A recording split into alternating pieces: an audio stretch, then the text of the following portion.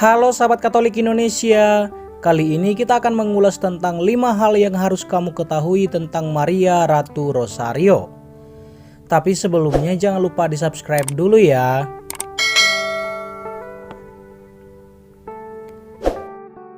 Bisa dipastikan bahwa semua umat Katolik di dunia pasti mengenal Bunda Maria dan keluarga kudus lainnya. Peran Bunda Maria dalam gereja Katolik sangat besar dan berpengaruh. Sehingga sejak awal para bapak gereja sudah menetapkan bahwa Bunda Maria sebagai Bunda Allah dan Bunda semua umat beriman. Banyak sekali ragam penghormatan yang ditujukan kepada Bunda Maria dengan harapan Bunda Maria turut mendampingi perjalanan hidup kita di dunia. Selain itu, tentu saja kita berharap Bunda Maria turut mendampingi kita ketika perjalanan hidup di dunia ini telah usai. Nah, dari sekian banyak bentuk penghormatan terhadap Bunda Maria, salah satu devosi yang sering digunakan adalah Bunda Maria sebagai Ratu Rosario. Simak ulasan lengkapnya berikut ini. Yang pertama, peran penting Santo Dominikus. Rosario merupakan sebuah doa devosi yang sangat populer bagi orang Katolik. Awal mula Rosario sendiri diliputi dengan misteri dan merupakan sebuah hasil dari evolusi beratus-ratus tahun dari kesetiaan dan kesalehan umat beriman. Salah satu tokoh yang mempopulerkan Rosario adalah Santo Dominikus de Guzman. Saat itu dia berusaha untuk memenangkan jiwa-jiwa dari ajaran sesat Albigensian yang pada saat itu dia mengalami banyak kesulitan dan hanya sedikit yang kembali ke pangkuan gereja. Saat itu dia berdoa kepada Bunda Maria di Proille, Prancis Selatan. Bunda Maria hadir dan memerintahkan Dominikus untuk berdoa Mazmur Maria yang kemudian akan menjadi cikal bakal doa Rosario. Sejak saat itu, Ordo Dominikan mendedikasikan karyanya untuk pewartaan Rosario. Hal kedua, peran penting Paus Pius V. Salah satu tokoh penting dalam sejarah perkembangan Rosario adalah Paus Pius V. Lahir dengan nama Antonio Ghislieri di Italia, Ghislieri menjadi bagian dari Ordo Dominikan dan bekerja dengan giat dalam berbagai pewartaan, pengajaran dan mengoreksi para klerus yang tidak hidup sesuai imamat mereka. Dia diangkat menjadi penerus Santo Petrus pada tahun 1566 menggantikan Paus Paulus keempat. Sebagai seorang pemimpin gereja Katolik, Paus Pius V menjadikan pembaharuan klerus dan penerapan keputusan-keputusan Konsili Trente yang terjadi pada tahun 1545 sampai 1563 sebagai prioritasnya.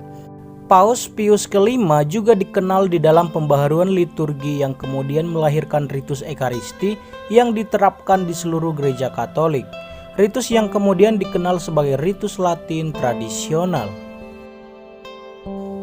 Hal ketiga yang harus kamu ketahui adalah kemenangan di Lepanto.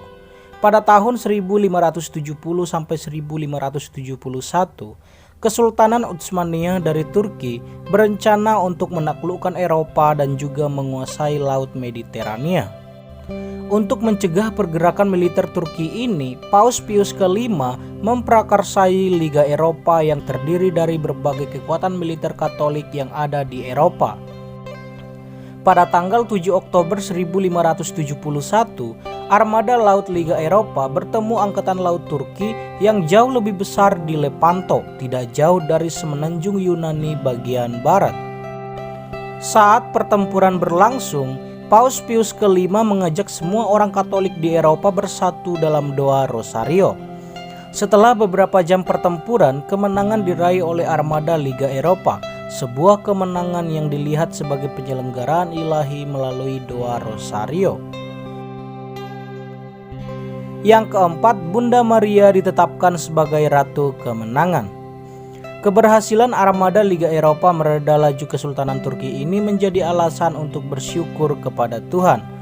Paus Pius V yang melihat kemenangan ini sebagai karunia Tuhan dan doa Rosario menyatakan 7 Oktober didedikasikan bagi Bunda Maria sebagai Ratu Kemenangan. Sebenarnya Paus Pius V memiliki devosi yang mendalam terhadap Rosario, dan pada tahun 1569 dia mengeluarkan dokumen gereja yang berjudul Conservere Romani Pontifices yang menyatakan rosario sebagai devosi yang sangat bermanfaat saat didoakan dengan penuh iman. Dalam dokumen yang sama, Paus Pius kelima juga menyatakan bahwa mereka yang berdoa rosario akan mendapatkan berkat indulgensi. Hal kelima, penetapan Pesta Maria sebagai Ratu Rosario. Pada tahun 1573, Paus Gregorius ke-13 mengubah gelar perayaan ini menjadi Pesta Rosario Suci yang dirayakan pada minggu pertama bulan Oktober. Lalu pada tahun 1716, Paus Clement yang ke-11 memutuskan bahwa Pesta Rosario dirayakan oleh Gereja Universal. Pada tahun 1913, Paus Pius ke-10 mengembalikan perayaan Rosario pada tanggal 7 Oktober. Pada tahun 1960, Paus Yohanes ke-23 mengubah nama Pesta Rosario menjadi Pesta Maria Ratu Rosario. Di dalam pembaharuan liturginya, Paus Paulus ke-6 menjadikan perayaan liturgi Maria Ratu Rosario sebagai peringatan wajib dalam kalender liturgi. Bagi beberapa kongregasi seperti Dominikan, tanggal 7 Oktober tetap dirayakan sebagai Pesta Maria Ratu Rosario. Itulah sekilas tentang 5 hal yang harus kamu ketahui tentang Bunda Maria sebagai Ratu Rosario.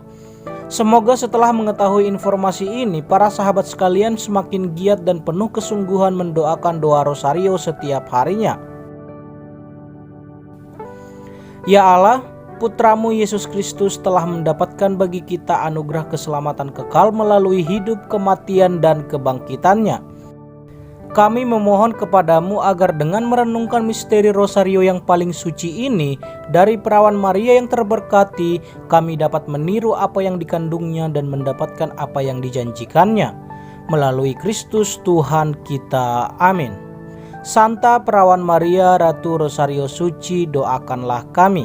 Sampai jumpa di ulasan-ulasan kami berikutnya. Shalom.